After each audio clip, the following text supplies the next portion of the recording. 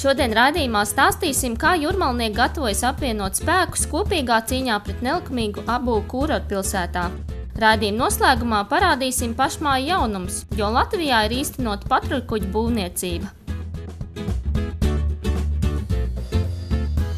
Neskatoties uz daudziem skandāliem un protestiem, Jūrmalā turpinās jauno daudzdzīvokļu māju celtniecība, tajā skaitā arī nelikumīga.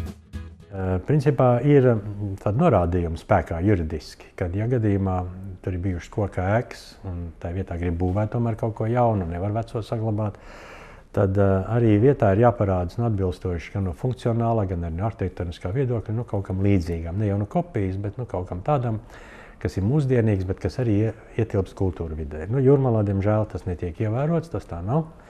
Un mēs redzam, tā vietā slienamies diezgan liels, masīvs, monumentāls mūra nams, kas pārsvarā gandrīz visas ir daudz dzīvokļu ēkas. Un tā ir ļoti liela problēma. Tā ir problēma ne tikai attiecībā uz kultūra vides izmaiņu, tā ir problēma attiecībā uz to, ka mēs pazaudējam vispār pilsētas īpatnējo raksturu, ka Jūrmala pārvērš par guļam rajonu. Bet tā ir problēma arī kaimiņiem, tāpēc, ka cilvēki, kas ir raduši tur dzīvot un kur, nav vēl pārdevuši savus zemes gabalus un grib tomēr to Jūrmalu paturēt par savu, viņam līdzās pēkšņi parādās kaut kas tik ērmots un pilnīgi nesaderīgs ar to iepriekšējo arī dzīves ritmu un stilu. Un nevienam taču nav patīkami, kad tur kāds tagad no 2., 3. stāva logiem pēkšņi, kur kādreiz bijuši spriedzes, sāk vērties tavā pagalmā. Un īpašuma vērtības strauji mainās attiecībā uz tiem citiem ļaudīm, kas ir tie jūrmalnieki un kas tur turpina dzīvot un grib dzīvot. Ja?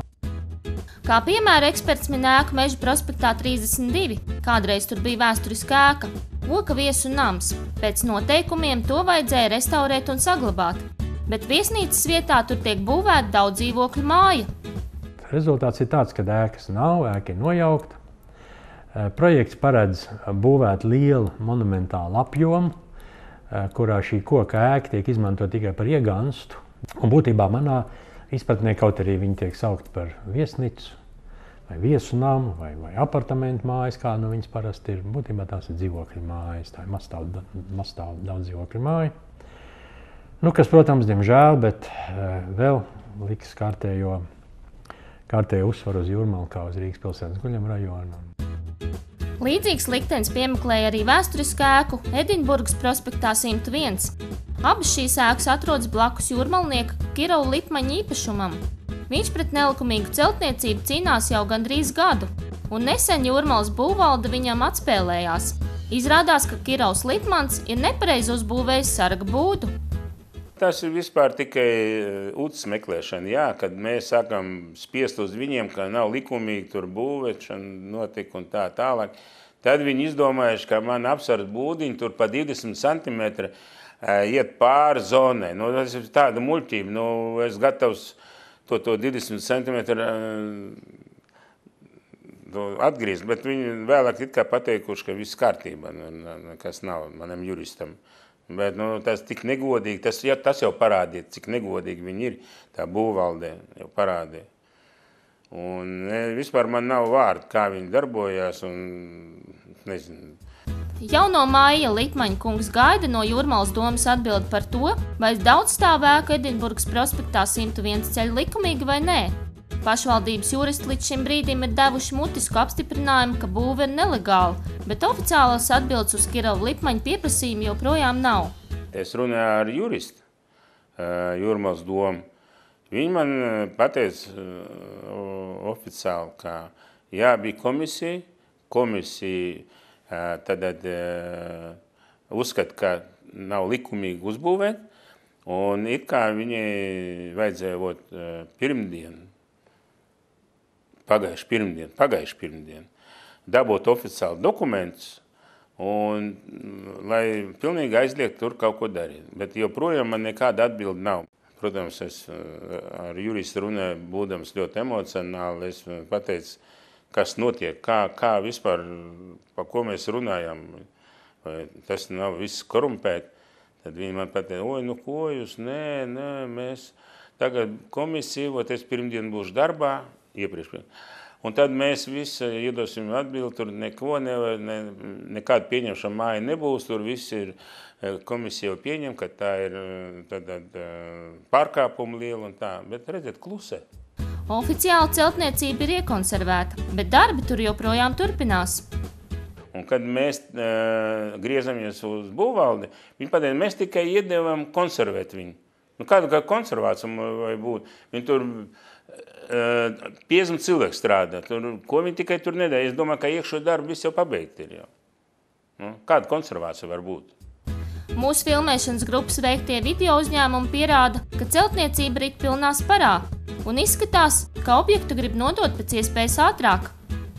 Jau no janvāra mēneša mēs turpinām sekot būvdarbiem, kas notiek Jūrmalā, Bulduros, Edinburgas prospektā 101 un Meža prospektā 31. Ir 2012. gada 7. jūlijas, un mēs redzam, ka būvdarbi šajā objektā Edinburgas prospektā 101 turpinās. Ieraugot televīzijas kameru, strādnieki aizskrien un paslēpjas.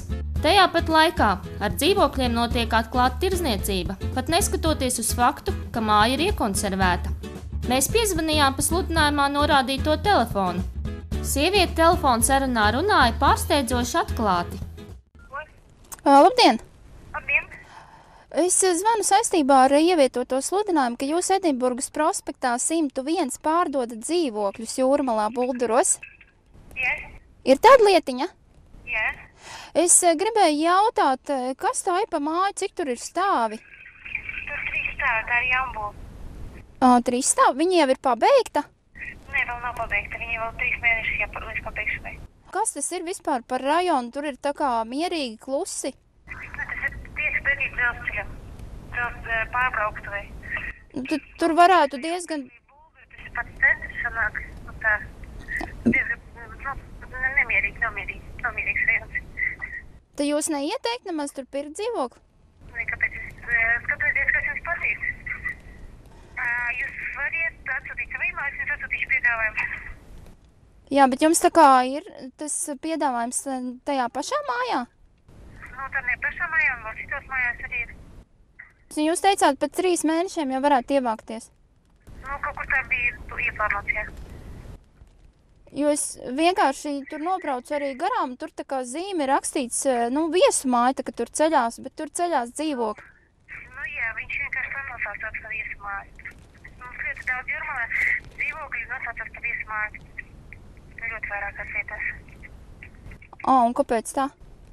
Tāpēc tur nevar būvēt dzīvokļus un uzsauc viņu par viesu māju. Ka pēc pirmplāna nevar taisīt dzīvokļus, tad tas ir viesu māja.